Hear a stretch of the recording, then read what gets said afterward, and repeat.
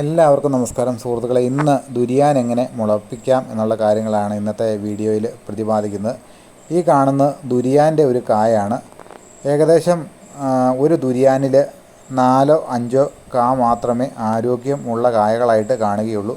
സാധാരണ ദുരിയാനിൽ 10-12 കായകൾ കാണും. പക്ഷേ അതിൻ്റെ അകത്ത് ഏറ്റവും തലക്കനമുള്ള കായകളാണ് നമ്മൾ നടാനായിട്ട് ഉപയോഗിക്കുന്നത്.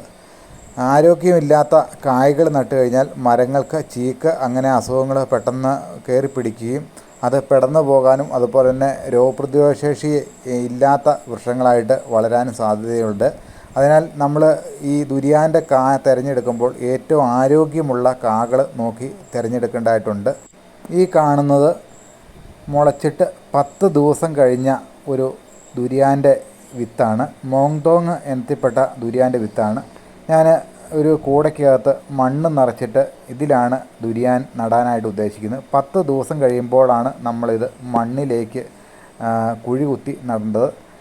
ഞാനിവിടെ ദുരിയാൻ്റെ ഈ വിത്ത് ഇറക്കി വെക്കാനായിട്ട് ഒരു 1.5 ഇഞ്ച് നീളത്തിൽ ഒരു ചെറിയൊരു കുഴി പോലെ ഇതുപോലെ കുത്തുകയാണ്. നമ്മൾ ഈ കാണുന്ന കുഴിക്കകത്തേക്കാണ് ദുരിയാൻ്റെ വിത്ത് ഇറക്കി വെക്കേണ്ടത്. ഈ രീതിയിൽ നമ്മൾ ചെയ്യുമ്പോൾ ഒരു വിത്ത് പോലും പോകാതെ നമുക്ക് വിത്തിനെ സംരക്ഷിക്കാനായിട്ട് പറ്റും. ഈ വിത്തിൻ്റെ തായ്വേരാണ് വളർന്ന് ഇറങ്ങി വന്നേക്കുന്നത്. അപ്പോൾ ഈ തായ്വേര് ഈ ഇതിലേക്ക് നമ്മൾ ഇറക്കി വെക്കുകയാണ് ചെയ്യുന്നത്. എന്നിട്ട് ചെറുതായിട്ട് മണ്ണിട്ട് മൂടുകയാണ് ചെയ്യേണ്ടത്. ഇതിൻ്റെ തായ്വേര് ഇതുപോലെ പയ്യെ സാവധാനം ബലമൊന്നും പിടിക്കാതെ പയ്യെ ഇറക്കി വെക്കുക. അതുപോലെ സൈഡിൽ നിന്ന് ഇച്ചിരൊക്കെ മണ്ണൊക്കെ പൊട്ടിച്ച് പയ്യെ ചേർത്ത് ഒതുക്കി വെക്കുക. ഇത്രയും മാത്രം ചെയ്താൽ മതി. ബാക്കി കാര്യങ്ങളൊക്കെ അത് ചെയ്തോളും. അപ്പോൾ ഇത് 10 ദിവസം കഴിഞ്ഞ ഒരു ദുരിയാൻ്റെ വിത്താണ്. സസൂക്ഷ്മം നമ്മൾ നല്ല രീതിയിൽ പരിപാലിക്കുകയാണെങ്കിൽ നല്ല രീതിയിലുള്ള വളർച്ച കാര്യങ്ങളൊക്കെ നമുക്ക് ഈ ദുരിയാനിൽ നിന്ന് കിട്ടും. ഇത് ഇങ്ങനെ കുഴിച്ച് വെച്ചതിന് ശേഷം നമ്മൾ ചെയ്യേണ്ടത് എന്താണെന്ന് വെച്ച് കഴിഞ്ഞാൽ നന്നായിട്ട് വെള്ളം ഒരു 2-3 ഔൺസ് വെള്ളം ഇതിലേക്ക് സ്പ്രേ ചെയ്യുക. അങ്ങനെ രാവിലെയും വൈകിട്ടും രാവിലെയും വൈകിട്ടും 2 നേരം എല്ലാ ദിവസങ്ങളിലും വെള്ളം തളിക്കുകയല്ല വേണ്ട, സ്പ്രേ ചെയ്ത് എപ്പോഴും സ്പ്രേ ചെയ്ത് തണലത്ത് ഇത് കാത്തു സൂക്ഷിക്കുകയാണ് വേണ്ടത്. അങ്ങനെ ഒരു 10-15 ദിവസം നമ്മളിതുപോലെ വെള്ളം സ്പ്രേ ചെയ്ത് കാത്തു സൂക്ഷിക്കാം. ഇത് ഇലയാകുന്നതിന് മുമ്പ് ഗ്രാഫ്റ്റിങ്ങും കാര്യങ്ങളൊക്കെ നമുക്ക് ചെയ്യാവുന്നതാണ്. അതിൻ്റെ വീഡിയോ ഒക്കെ 1 by 1 ആയിട്ട് ഞാൻ നമ്മുടെ ചാനൽ വഴി ഇടുന്നതായിരിക്കും. ദുരിയാൻ്റെ വിത്ത് നമ്മൾ നടാനായിട്ട് സെലക്ട് ചെയ്യുമ്പോൾ അതിൻ്റെ അതേ വർഗ്ഗ ഗുണം കിട്ടണമെങ്കിൽ ചുറ്റിൽ, അതായത് ഈ ദുരിയാൻ നിൽക്കുന്ന സ്ഥലത്തു നിന്നും ഒരു 4 കിലോമീറ്ററെങ്കിലും ചുറ്റളവിൽ വേറെ ദുരിയാൻ്റെ മരം ഇല്ല എന്ന് ഉറപ്പ് വരുത്തുകയാണെങ്കിൽ നമുക്കങ്ങനെ ഉറപ്പുള്ള കായ്കളാണ് കിട്ടുന്നതെങ്കിൽ ആ ദുരിയാൻ്റെ തന്നെ വർഗ്ഗ ഗുണം ആ ദുരിയാനിൽ കാണിക്കും എന്നുള്ള കാര്യത്തിൽ സംശയമില്ല. ഈ ദുരിയാനിൽ തന്നെ ആൺപൂവും പെൺപൂവും ഉണ്ടാകുന്നുണ്ട്. അത് കാരണം അതേ ആ മരത്തിൻ്റെ അതേ ജനുസ് നമുക്ക് ലഭിക്കും.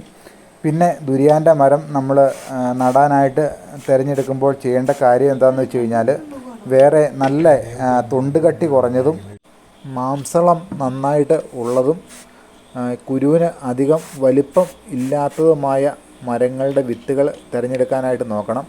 ചില ദുരിയാൻ മരങ്ങൾക്ക് അമിതമായ ഇതിൻ്റെ ഫ്രൂട്ടിന് ഭയങ്കര സ്മെല്ല് കാര്യങ്ങളൊക്കെയാണ്. അങ്ങനെ സ്മെല്ലുള്ള മരങ്ങൾ ഒരിക്കലും തിരഞ്ഞെടുക്കരുത്. ആ മരം യാതൊരു കാരണവശാലും നമുക്ക് ഉപയോഗിക്കാൻ പറ്റത്തില്ല. നമ്മളിത് പഴത്തിൻ്റെ സ്മെല്ലടിക്കുമ്പോൾ തന്നെ നമ്മൾ ഛർദി അങ്ങനെയുള്ള കാര്യങ്ങളൊക്കെ ഉളവാകാനുള്ള സാധ്യതയുണ്ട്. അത് കാരണം മരങ്ങൾ നമ്മൾ പഴം കഴിച്ച് നമ്മൾ നല്ലതാണെന്ന് ബോധ്യപ്പെട്ടതിന് ശേഷം അങ്ങനെയുള്ള മരങ്ങളുടെ വിത്തുകൾ തിരഞ്ഞെടുത്ത് നമ്മൾ നടുകയോ അങ്ങനെ ഉത്തരവാദിത്വമുള്ള നഴ്സറികളിൽ നിന്നും നമ്മൾ വിത്തുകൾ മേടിക്കുകയാണ് ചെയ്യേണ്ടത്. ഈ 3 വിത്തുള്ള ട്രേയിൽ കാണുന്ന വിത്ത് 5 ദിവസമായി മുളച്ച് തുടങ്ങിയിട്ട് എല്ലാ ദിവസവും രാവിലെയും വൈകിട്ടും വെള്ളം നൈസായിട്ട് ഇതുപോലെ സ്പ്രേ ചെയ്ത് കൊടുക്കുകയാണ് ചെയ്യുന്നത്. അന്തരീക്ഷ താപത്തിൽ ഇത് പെട്ടെന്ന് ഡ്രൈ ആയി പോകാൻ സാധ്യതയുണ്ട്.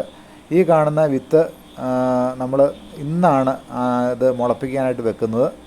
ഈ കാണുന്നത് ഒരു ഫൂട്ടിലെ വിത്താണ്. 3 വിത്ത് അതിൻ്റെ അകത്തുണ്ടായിരുന്നുള്ളൂ. ഏറ്റവും നല്ല ആരോഗ്യമുള്ള 3 വിത്ത് നമ്മൾ സെലക്ട് ചെയ്ത് ഇത് പയ്യെ മുള പൊട്ടി വരുന്നതായിട്ട് നിങ്ങൾക്ക് സൂക്ഷ്മം നോക്കുകയാണെങ്കിൽ കാണാനായിട്ട് സാധിക്കും.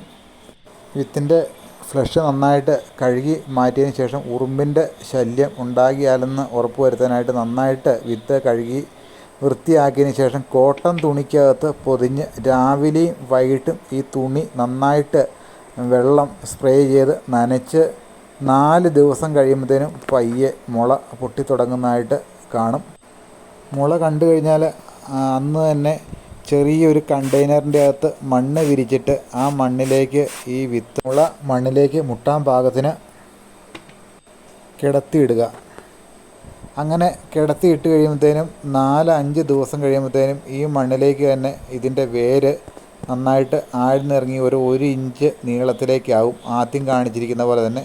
അങ്ങനെ 1 ഇഞ്ച് ആയി കഴിയുമ്പോൾ അത് പയ്യെ ഇളക്കിയെടുത്തിട്ട് സാവധാനം വിത്ത് ആദ്യം കാണിച്ചിരിക്കുന്ന പോലെ തന്നെ ചെറിയ കുഴി കുത്തിയിട്ട് കൂടയ്ക്കകത്ത് കുഴി കുത്തിയിട്ട് അതിലേക്ക് സാവധാനം ഇറക്കി നടുവാണ് ചെയ്യേണ്ടത്.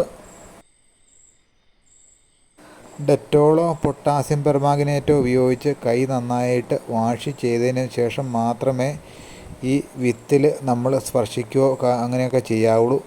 അല്ലെങ്കിൽ പെട്ടെന്ന് തന്നെ പൂപ്പലോ അണുബാധയോ ഉണ്ടായി ഇത് പെട്ടെന്ന് തന്നെ ചീഞ്ഞു പോകാൻ സാധ്യതയുണ്ട്. ഇനി ഇതിൻ്റെ ഗ്രാഫ്റ്റിങ്ങും ബെഡ്ഡിങ്ങും എല്ലാം ഞാൻ ഇതിനകത്ത് പ്രതിപാദിക്കുന്നതായിരിക്കും. നല്ല ഈൽഡാണെങ്കിൽ, നല്ല മുളയാണെങ്കിൽ, നല്ല വൃക്ഷമാണെങ്കിൽ, നമുക്ക് മാതൃവൃക്ഷം നല്ലതാണെങ്കിൽ ഇത് ബെഡ് ചെയ്യാതെയും ഗ്രാഫ്റ്റ് ചെയ്യാതെയും നമുക്ക് മണ്ണിലേക്ക് നട്ട് ആ മാതൃവൃക്ഷത്തിൻ്റെ തന്നെ വിളവ് നമുക്ക് ലഭിക്കുന്നതാണ്. അപ്പോൾ മറ്റൊരു വീഡിയോയിൽ കൂടുതൽ ഡീറ്റെയിലും കാര്യങ്ങളും ഇതിൻ്റെ വളർച്ചാ കാര്യങ്ങൾ എല്ലാമായിട്ട് അടുത്ത വീഡിയോയിൽ ഞാൻ വരുന്നതായിരിക്കും. ഈ വീഡിയോ ആദ്യമായിട്ടാണ് കാണുന്നതെങ്കിൽ ചാനൽ സബ്സ്ക്രൈബ് ചെയ്യാനും അതുപോലെ തന്നെ ബെൽ ബട്ടൺ അമർത്താനും കമൻ്റ് ഇടാനും മറക്കരുത്. എല്ലാവർക്കും നല്ലൊരു ദിവസം നേരുന്നു.